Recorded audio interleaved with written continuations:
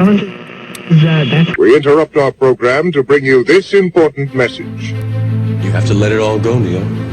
Fear, doubt, and disbelief. Free your mind. I just want to make an impact, a positive impact on as many people as possible. You gotta want to succeed as bad as you want to breathe.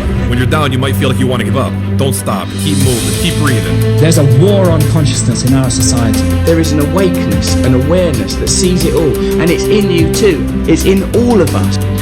We have to stop consuming our culture. We have to create culture. This is the G and Coletti Show. Let's begin. On this episode of the G and Coletti Show, we got to sit down with a teenage activist. A 16-year-old girl who acts more like a woman ready to take on the world. Instead of worrying about things like makeup, homework, and other normal things you would think a 16-year-old should worry about, she's taking on what some people call the most evil corporation in the world, Monsanto. How could a company get such a reputation, claiming to create technology that will end world hunger and combat climate change? Rachel is not just fighting them in cyberspace. She just got back from their annual shareholders meeting where she had an opportunity to square off against their very own CEO, Hugh Grant, face to face. When we boil it down, this episode is about informed consent and the right to know. Are genetically modified foods safe to eat? It's a question up for debate, but when you look a bit closer, you may scratch your head. Monsanto and the FDA say yes, they are okay, but some independent researchers and former company execs tend to think otherwise. This is an important issue, right? But who is going up against these giants to find the truth for the greater good of all of humanity? A teenager? We wanted to find out why a 16-year-old girl has made it her mission to allow people to make the choice whether they eat GMOs or not, and by having foods containing GMOs come with a warning. As the Latin phrase goes, caveat emptor, buyer beware. The Collective Evolution team met Rachel early in the year at an awareness event in Toronto. I heard of this young girl before who started her crusade at the age of 12, and let me tell you how impressed I already was. Then I found out she had already done a TED Talk. Okay, now I'm really impressed. Now, a short while later, I find out she'd be on Canadian national television debating Kevin O'Leary, who is the bald billionaire businessman bully from Shark's Tank and Dragon's Den. Look, I don't care if I do it with bikinis or dog food. I couldn't care less. I just want more money. Now, does that voice ring a bell? It might not. But anyways, after watching them debate about GMOs, I thought, wow, I really want to talk to this girl and get her on the show. And I then realized she had just come back from the Monsanto shareholder meeting in St. Louis, Missouri. So we were really curious to see how that went down and ask her about her views on the topic. So Rachel walks in, and it's this young girl, and she's with her mom. We just start questioning her about why she took on this journey and this burden, and why did she do typical young kid things? Like she started this at 12 years old, 12 to 16.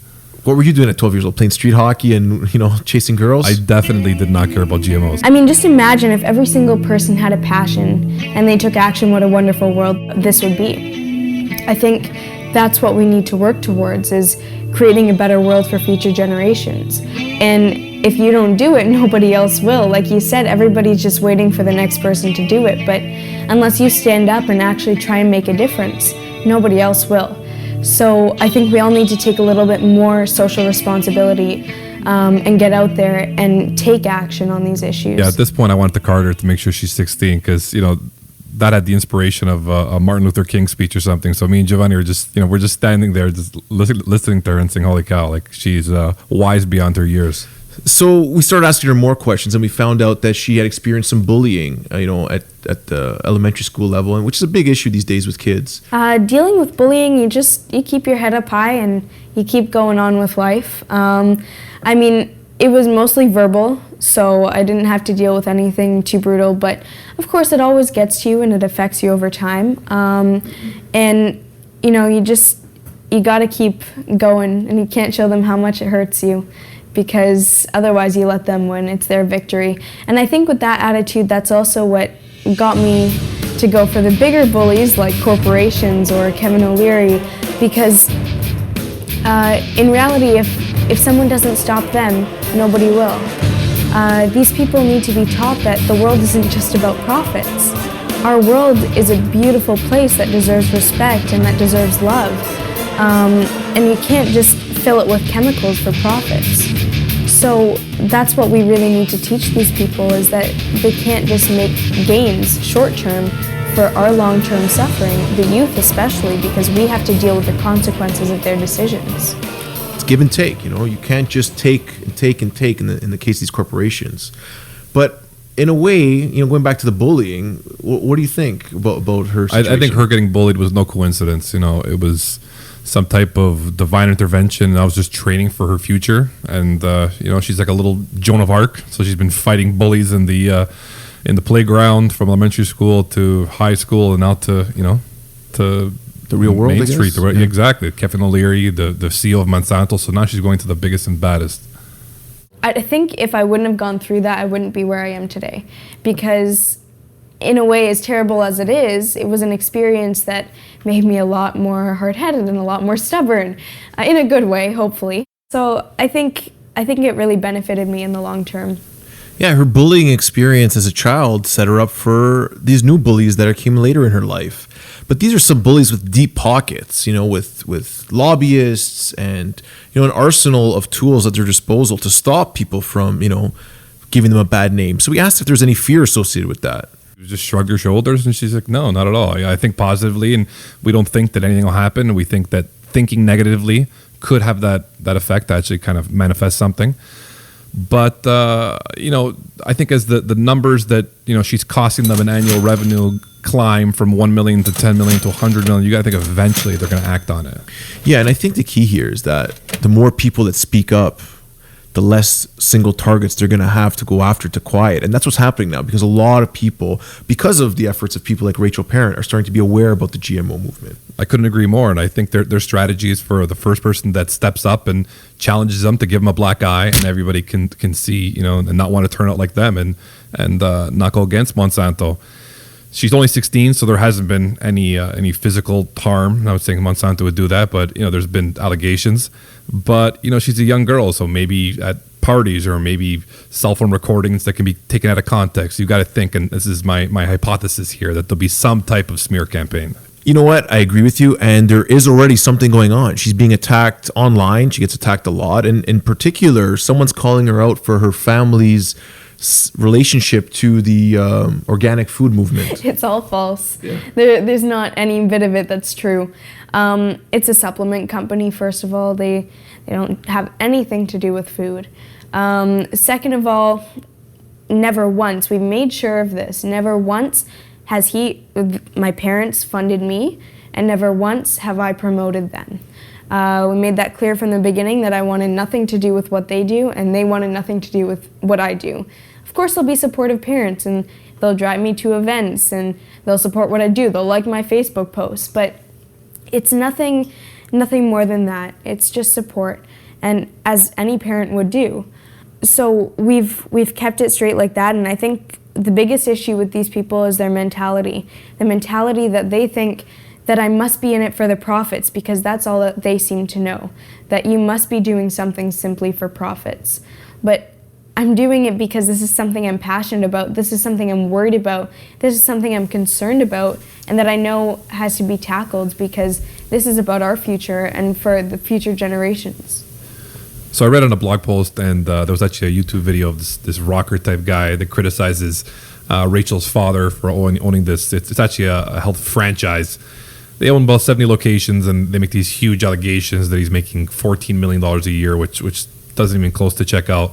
Now the question is, do you think this is just someone that came across Rachel and really believes what they're doing, or do you think this is some type of Monsanto campaign? It's hard to say. I don't think you'll ever know 100% what it is. We can only assume either way. But, again, you can't take everything people say on the internet as truth, right? We know this as a fact. So he can come and say whatever he wants. Now, what people believe is up to them. I think it's really, really sad that people can't accept the idea that a young girl would spend so much time and effort trying to make the world a better place for absolutely no personal gain. It seems like negative topics are more viral than positive ones, and we should be supporting Rachel and cheering her on as she takes on these massive corporations. But as they say in the news, as it bleeds, it leads, and people just like to see the bad in anything. So in this situation, we can't 100% pinpoint that it's Monsanto doing it. What can we pinpoint that Monsanto's doing right now? Well, before we pinpoint what they're doing, let's start off with what they say they're doing, because they have been dubbed the most evil corporation in the world. I'm putting quotations up in the air here. Now, why would they get that reputation? One might ask. That's what I thought. Because according to their website and what they're saying, they're trying to fight climate change. They're trying to end world hunger and support a growing population. They're trying to save the honeybees. All these noble causes. So you think, why are people saying they're so evil? Absolutely. And Monsanto claims that by 2050, the world population will be up to 9 billion. And they claim that we need their help to increase output and productivity, and we're not so sure if that actually is the truth or not. And this seems like a noble cause, but let's say we give them the benefit of the doubt and we agree that we need to find ways to increase food production in the future. This still doesn't address the question if what they're doing is safe or ethical. We have more than enough food on our earth right now to feed about 11 billion people, and we have 7 billion. That's more than necessary. On top of that, the issue with poverty is the fact that it's not about that we don't have enough food, it's that there's not enough access in certain areas. So that's why certain people are starving and we still have hunger in the world. Now, another thing that we're not really paying too much attention to is the amount of food that is wasted. 1/3 of the world's food ends up in the landfill. 30 to 40% of the food supply in the USA, which is more than 20 pounds of food per person per month, ends up in the landfill. So it's just a very inefficient food system we have right now, where the food isn't getting distributed properly and a lot of it's ending up in the garbage. So before we try to change the science, we should try to reallocate the food we already have, don't you think? I agree, but how efficient do you think we can get? Food is an organic, degradable substance that maybe our distribution channels aren't perfectly efficient. It can't be just in time like in Walmart. So you're never going to get that down to zero. Yeah, but I think a lot of the food that ends up in the U.S. waste bin comes from these countries that are so poor. We ship it here, we don't eat it. It goes bad and it goes out. I don't know exactly, but I'm sure a good portion of it is misdistributed. Now, another topic to discuss is, their climate change position, how they're trying to combat climate change. And we know soy is a huge crop worldwide, a lot of sales. It's used for animal feed. It's used for a lot of human food products. But the amount of deforestation in Indonesia and Brazil is alarming. They're actually destroying the rainforest. And for a company that says they're trying to combat climate change while their crops are mowing down the rainforest. I've heard that argument before, but is that really their problem? They just sell the seeds. Wouldn't that be the people that grow soy? And then if you want to go one step further, isn't that the consumers that demand either soy products or, let's say, they eat certain animals that are fed soy? Well, I think that's one of the issues with capitalism. To them, profit is the motive. So it doesn't matter what the outcome is to humanity, even if it's destroying the planet that they live on. Absolutely. And I'm not trying to defend Monsanto, but at the same time, we have to be objective and see what they're actually doing, what evil they're doing in the world, and what it's not their fault. And that one there, I don't really see that point as being Monsanto's issue. And in my honest opinion, Monsanto, the soy farmer, the livestock farmer, the grocery store, and even the consumer are all acting in their own self-interest. Ignorance is bliss, but if you're eating these products, you're just as guilty as everyone else I mentioned. I'm curious to see what the Brazilian government, if they're working with Monsanto to allow the deforestation, because if they stopped it, it would mean a drop in sales for Monsanto. If they said no more deforestation of the rainforest, that means so many millions of acres of land could not be farmed. And indirectly, that would hurt Monsanto. But Monsanto, again, is not the farmer. We don't know what role they play. Monsanto's also trying to create better products like, rice with vitamin A inside to help other issues in third world countries like blindness or malnutrition, like Kevin O'Leary brought up in his debate on TV with Rachel. Okay, let's drill into the issue. Let's say you weren't as lucky as you are, and you were born in an Asian country, you were 14 years old, your only food was rice that had no vitamin A in it, you're going blind, and then you died. 550,000 people your age die that way every year. And a company like Monsanto could come along and offer you a genetically modified rice that includes vitamin A that could save your eyesight and your life. How do you feel about that, Rachel? Golden rice couldn't solve the issue of blindness. They put vitamin A into this rice. It was canceled a while back. They're testing it again now. But the reason it wouldn't be able to work is because for the average 11-year-old boy, they'd have to eat 27 bowls of rice per day just to get their average vitamin A. If they would have more diversity in their diet, then they wouldn't have to eat just rice. And that's the issue. The reason for their blindness is the fact that in certain Asian countries, they only eat rice, Whereas if they had, for instance, sweet potatoes or other vegetables and fruits, they would not have to deal with that issue and they'd have the right nutrition. Again, I want to slightly defend Monsanto's position. It's not their fault. Do you own Monsanto stocks? I'm starting to wonder here. Stock. I'm just trying to be objective. Some people just take one side and just keep machine gunning them with all these facts and figures. It's important this day in the internet, because you pick one side, you just sort of become biased to that side. You believe everything that side feeds you. Being the natural movement, which I'm a part of, but sometimes you have to say what are the real issues, and understanding the real issues is how you can create real change. Absolutely, Let's stop this. Right? We're not fear mongering. We're just trying to look at it objectively. It sounds like their diet is limited, and maybe Monsanto tried to do good with this golden rice. Whether or not it worked is just another question. But the sheer fact of how much they had to eat was already misleading. And we don't know the long-term effects of some of these changes. I think that's the biggest issue. Is that for sure? Okay, I think some vitamin A is better than nothing. Absolutely. So maybe they're not hitting when you add it into the rice, does it change the rice? Are you changed permanently? Is it going to change something inside of you that there's no going back? The last big thing they sort of promote is saving the bees. Now, this one here is really controversial. It's controversial for a few reasons. One, that a lot of the times when the bee colonies collapse is usually around these GM crops or crops that have the neonicotinoid seed cover. In France, they had a huge collapse when they kicked out, Monsanto and these other pesticide neonicotinoid companies. The bees came back. Well, it makes sense. When you're playing with Mother Nature, there's going to be some adverse effects. And wasn't it, correct me if I'm wrong, wasn't it Einstein? I think he said that if the bee disappears from the surface of the earth, man would have no more than 4 years to live. We need them to pollinate. It's the single biggest threat to the current food supply. The thing is that Monsanto bought this Bee Logics company that studies all these bee things. You wonder, why did they buy this? Because now it's sort of biased again. Now there's that conflict of interest. If they own all the research on what's causing the bee collapse, how are we supposed to know objectively from a non-biased perspective what's really going on? And I think it's clear what's going on. The bees are reacting to some of these pesticides or genetically modified crops that have the pesticide in it, specifically neonicotinoids. It makes sense. And at the end of the day, a pesticide is meant to kill pests. And a pest, it can't discriminate between bees or some other type of bug. So it's killing the bees as well. And with these types of pesticides that the seeds are coated in, like for example, what happened in France, there's no way to regulate where that dust blows off to. So it's very hard to stop or contain. It sounds like a big problem, and Rachel took it upon herself to go directly into the hive of Monsanto, meaning she went to the annual general meeting. And for those of you that don't know what that is, that's when all the investors come to get briefed on how the company's doing.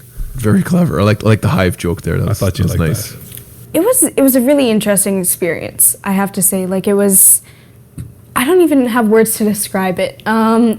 Basically, what ended up happening was I wanted to go to the Monsanto shareholder meeting. And the group Moms Across America, they were going, so they invited me to come, and I got proxy from a different shareholder. And so, therefore, I was allowed to go on behalf of the shareholder, technically being a shareholder then. And I had prepared 2 long questions. We were only allowed to have 3 minutes speaking time, maximum for question-answer period. And the questions, you had to go sit down after. It was very limited. You were only allowed 2 questions. So I went there very prepared. And, it was nerve-wracking because the main person who was supposed to go couldn't end up going, and she was the one who was supposed to look out for me while I was there, and things got a little bit complicated, and there was doubts and hesitations, but in the end, I wanted to go and just do my best and try to create 1 seed of doubt. That's all I wanted. Well, I'm sure she caused more than 1 seed of doubt, but when, she described how it was in St. Louis at this annual meeting, she had handlers that were assigned to her that called her by name before she was introduced. They were ready for her. Security guards, police. You got to remember, this is a 16-year-old girl. She's small. She couldn't probably hurt a fly. Yeah, and they had escorts for her that brought her to the washroom. These handlers waited outside. They put her on a small patch of, I guess, fake grass in some corner. So they were really she was on exhibit for all the shareholders to watch. She said they were overly nice in an eerie, intimidating kind of way, they knew who she was, they knew her mother was. So they get in there, and she was allowed 3 minutes to ask a question. Hello, everyone. My name is Rachel Parent. I'm 16 years old, and I'm the founder of an organization called Kids Right to Know. I'm here today representing youth and adults alike who are concerned about the food that they are putting in their bodies. I'm here representing youth who are suffering the issues that your company has made. So with that in mind, I'd like to continue. One of the statements in your annual report is that your success depends on public acceptance of your products. How do you expect the public to accept your GM crops if you make every effort to hide them? Computer manufacturers, for instance, are happy to put the label Intel inside on their products because they're proud of the technology that they use and believe that this is information consumers want to know. If you truly believe that your GM technology is safe, if you truly believe that it has the potential to feed the world, then why are you treating it like a dirty little secret that can't be shown on the label? Why, if it's such a proven technology, are you fighting it instead of promoting it? 64 other countries around the world already require mandatory GMO labeling. And actually an incredible example of this is Campbell's, which has recently come out and decided to stop opposing GMO labeling and support transparency by labeling genetically modified ingredients on all their products. They're doing this in response to consumer demands. Even the New England Journal of Medicine, in a recent post, supported labeling and stated that it's essential for tracking emergence of novel food allergies and assessing effects of chemical herbicides applied to GM crops. To date, more than 70 bills have been introduced in over 30 states to require GMO labeling. Labeling initiatives in California, Washington, and Oregon were just narrowly defeated because over $100 million was spent in misleading advertising campaigns, of which, of course, Monsanto was a major contributor. Fortunately, you weren't able to mislead the people of Vermont, which now has a law which will go into effect of July this year. So instead, you tried to sue them. You spent millions every year lobbying politicians to prevent GMO labeling laws from coming into effect, including bills H.R. 1599, dubbed the Dark Act, aka Deny Americans the Right to Know. You spent millions deceiving and misleading advertising. You spent untold amounts paying so-called independent scientists like Kevin Folta to discredit people such as myself. The GMO labeling movement is growing, and it's not going to stop. Mr. Grant, will you commit to stop wasting tens of millions of their money, the shareholders' money, on opposing consumers' right to know? Will you commit to stop fighting transparency and our freedom of choice? And will you commit to stop fighting democracy? Thank you. Wow. Now I know what you guys are thinking after hearing that. There's nowhere he can turn. She confronted the CEO directly. But let me tell you, when a big company like Monsanto can pay for CEOs that make in upwards of $25 million a year, you're going to hear a beautiful, eloquent response. Rachel, thank you. Thanks very much for making the trip today. You traveled a long way, and although you're not a share owner, I'm delighted to have you here. So you're very welcome as an invited guest. I'd also like to thank you for your passion. The debate on food, where food comes from, the security of future food, I think is a meaningful debate, and I'm very encouraged to see your participation. Let me talk about two or three things and try and be brief and stick to the 3-minute rule from this side of the microphone as well. It might surprise you, and Brett touched on this briefly in his remarks. It might surprise you to know that we have been in favor of voluntary labeling for many, many years. So the Cheerios example, the Campbell's soup example, we recognize, we applaud.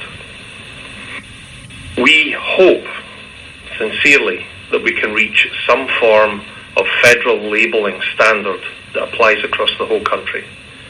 And our concern has been the emergence of state-by-state labels, where you end up with a patchwork quilt effect of legislation, where it's very difficult to know from state to state what is in the food.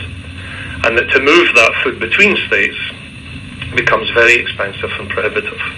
So our hope and expectation is that this will become a role for the FDA, and that we will see some form of national standard similar to the organic food standards that we see today.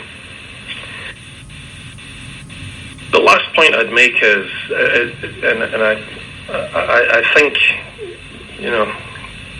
there's maybe 40 years between you and me. I'm amazed at how quickly they went.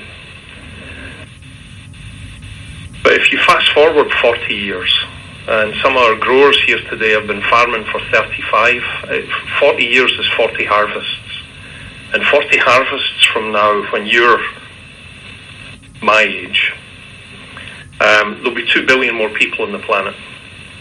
It's going to be warmer, it's going to be dustier, it's going to be drier. And I think we're going to have to produce roughly, conservatively, twice as much food as we've produced today. And if we're wrong, we're wrong. I've undershot the estimate. I think as we think forward, we're going to need all the options that we can find to feed a hungry planet.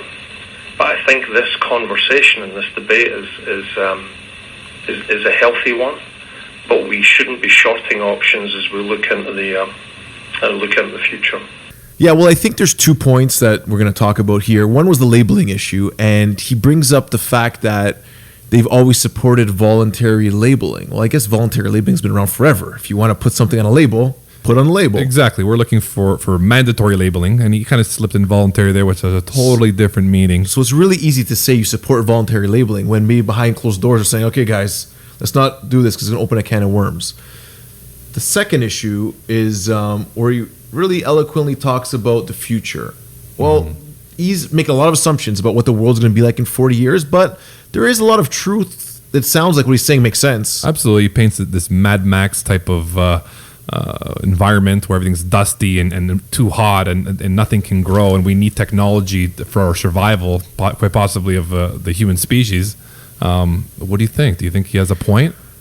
Well, what if these genetically mutated plants become invasive or mutate out of control? There's a possibility they could destroy our food system. These are things that we're taking very lightly, and they're all possibilities. So we don't know exactly what the future holds, but I really don't think we've exhausted all of our options with the current food system. And I think we should use science to, enhance what we have, not trying to change it, and improve our food supplies. I'm all for good science, but in the right context and under the right unbiased supervision.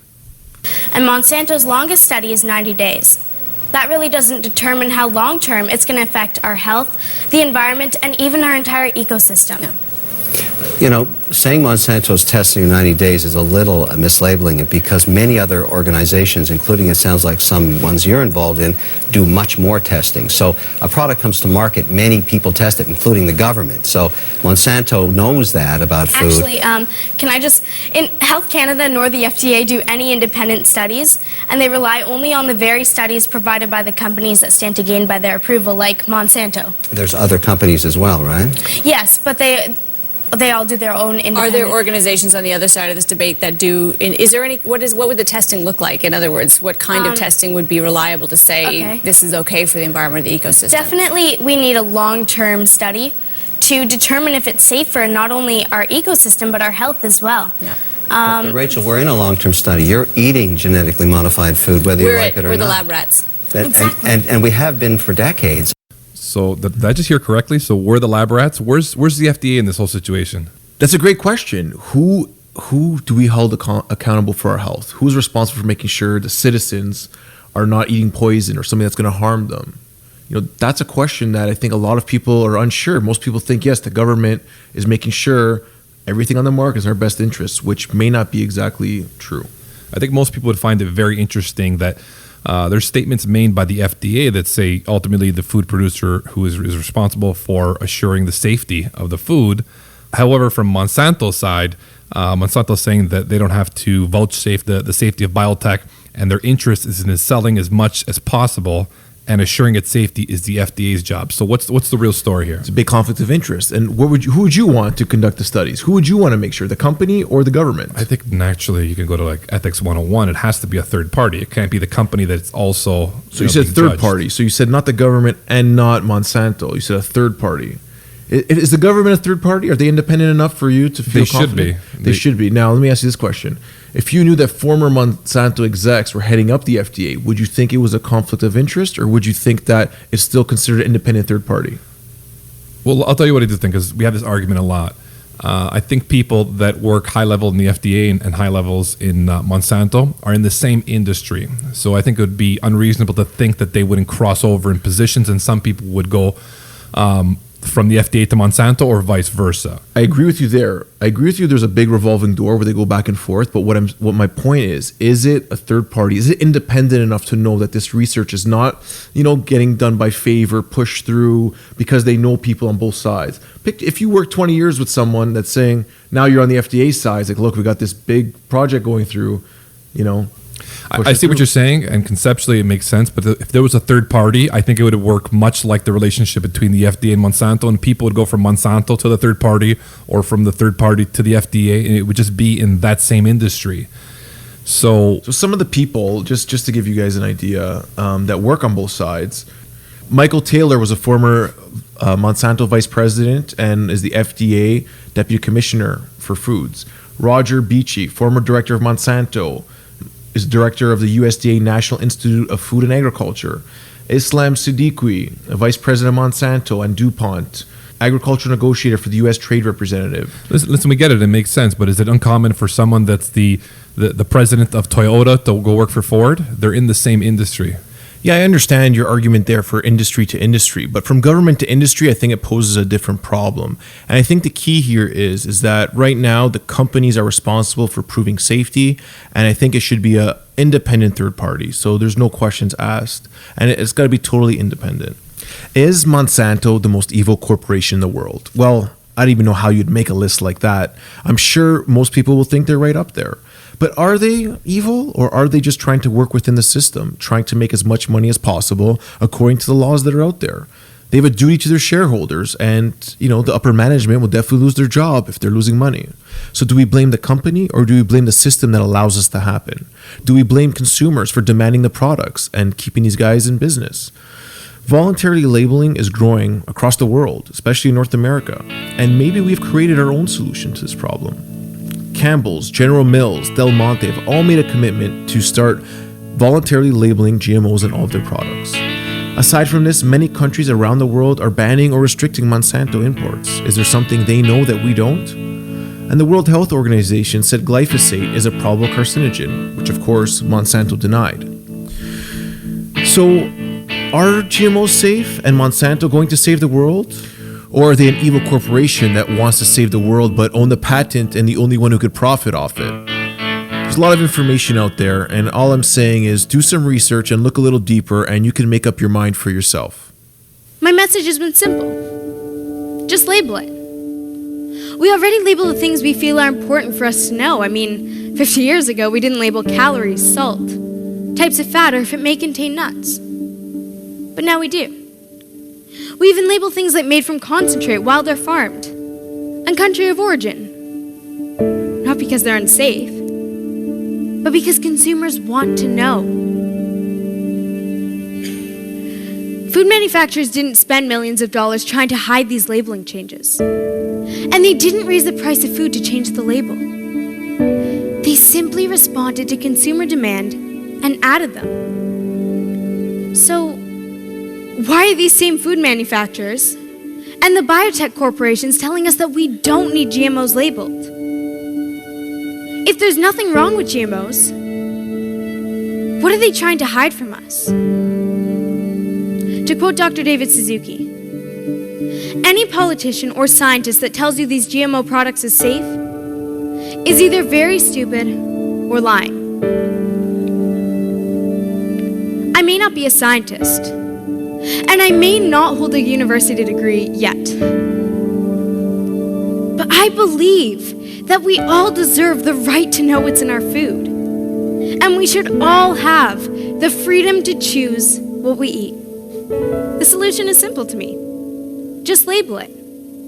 And I hope you all share my vision in leaving the earth better than we found it. We owe this to ourselves and to the many generations yet to come. Thank you.